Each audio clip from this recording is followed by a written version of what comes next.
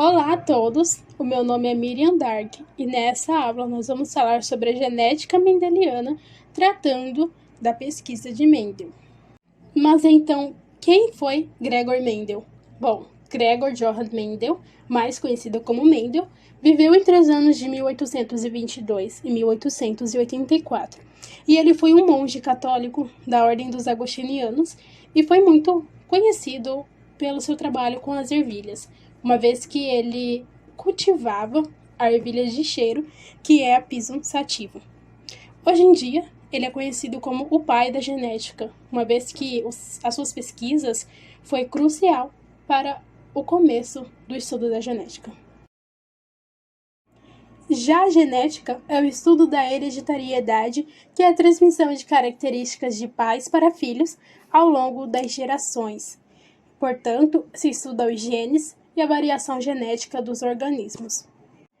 No mosteiro onde Mendel vivia, ele realizou os famosos estudos com as ervilhas de cheiro. E na sua pesquisa, ele pôde analisar 7 características da planta: a forma e a cor da semente, a forma e a cor da vagem, a altura da planta e a cor e a posição da flor. Ele realizou os cruzamentos e analisou os descendentes.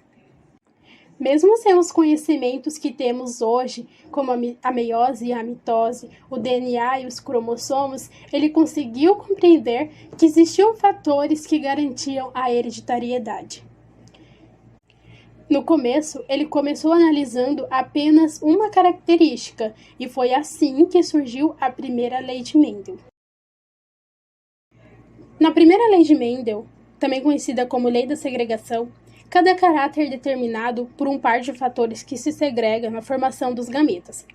Como resultado dessa pesquisa, ele obteve que as características são transmitidas através dos genes e cada característica é expressada por um par de genes. Cada ser vivo tem uma combinação de genes únicos. As características hereditárias são herdadas metade do pai e metade da mãe, ou seja, um par de genes tem um gene que veio do pai e outro da mãe. Somente genes transmitem genes, não há outros meios naturais.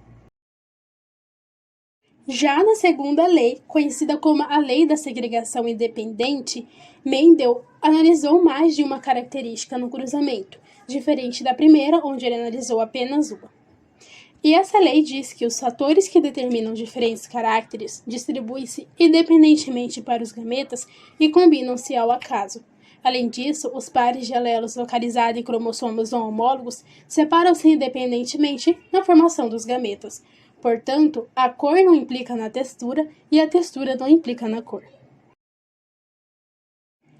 E essa foi a aula de hoje. Muito obrigada!